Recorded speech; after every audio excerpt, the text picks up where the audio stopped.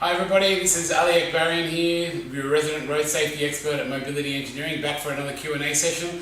Thank you for tuning in and thank you for sending in your questions, and as I've said before, please send us as many questions as you can. Anything you need to know, send them through, we'll find the answers and we'll answer them for you. One other thing I want to remind you to, as always, is please hit the subscribe button. The button that looks a little bit like this down there somewhere, hit that. We're trying to get to 1,000 subscribers and we'd like your support around that. We want to bring more and more content, more and more information and more education to this industry in Australia. So the more we get on board, the better it will be, and thanks very much for tuning in once again. So today's question comes from an occupational therapist, and it's around a product called a Houdini-Stop car strap, I think it is, or Houdini-Stop is the car chest strip.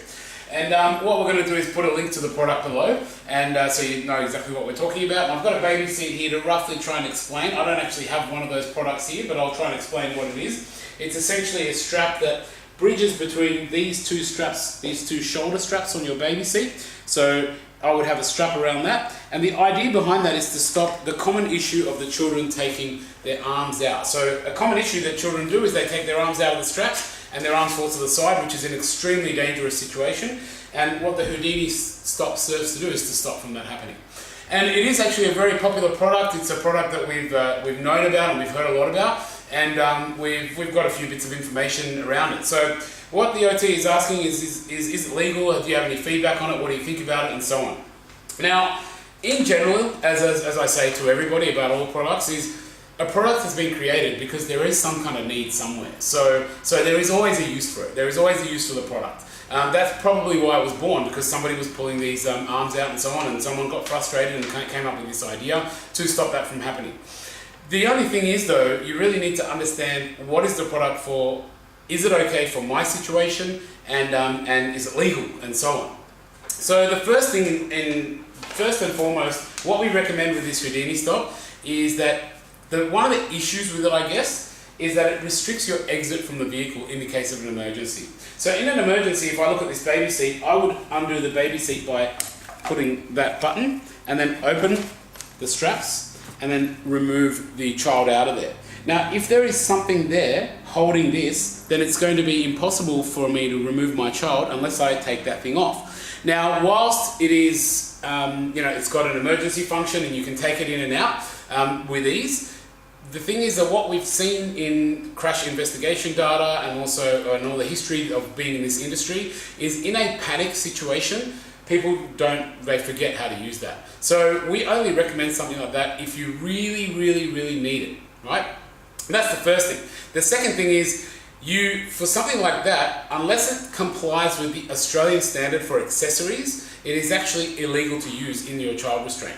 So there is an Australian standard for accessories, and we'll mention the Australian standard before and put a link below and put a link to it below. But basically that Australian standard is basically showing if the part meets that standard, it means that it's been tested, it's safe, in an emergency it can be taken off easily, and so on and so forth. So that is very important for you to be aware of. If it doesn't have an Australian standards approval, then it's illegal to use in this situation unless you have a doctor's certificate.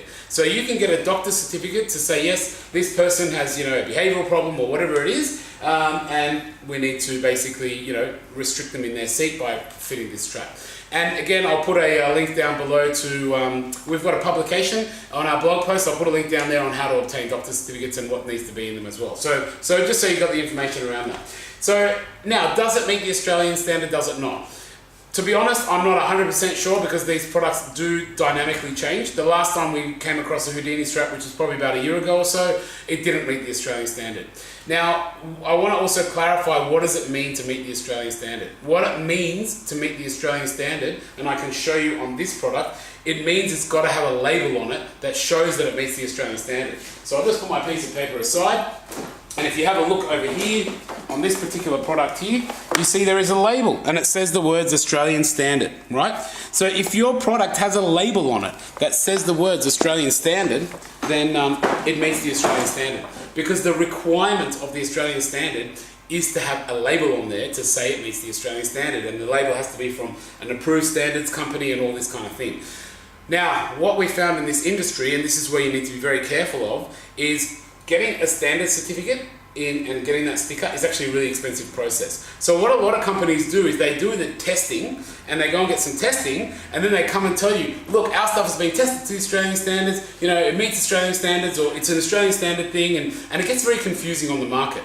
So in order to know does it meet the Australian standard, it has to have the label on it. That's the requirement. However, if it's been tested, that's a really good thing, but it doesn't mean it actually meets it, because to meet it, you need to have an independent person review the testing. You've got to have a team of, there's a whole process, teams of engineers, you've got to inspect factories, there's a whole big expensive process to get something basically standard certified. So that's sort of the technical side of the thing of the standards. In general, as we say, some products that restrict your exit of the vehicle should be avoided unless you really, really need it, unless you've got behavioural issues, or you've got, you know, that's when you need it. If it's for everyday, you know, standard children that can be re-educated, that can be, you know, worked with and progressed out of that, then that's got to be the option. Because restricting people in the event of emergency is when things go wrong, and that's what we've seen. So yeah, I think that's basically it. I'll just quickly check my notes. We just want to make sure we cover everything. Yep, we've covered everything. So that's basically it. And I said, thank you for tuning in. Hit that button that looks a bit like this down there. We want to get to 1,000 subscribers. Send us in your questions. We love it. Happy holidays. It's the end of the year. We're looking forward to a great break for everybody, and coming back for an awesome 2018. So thanks very much, everyone. Thanks for tuning in.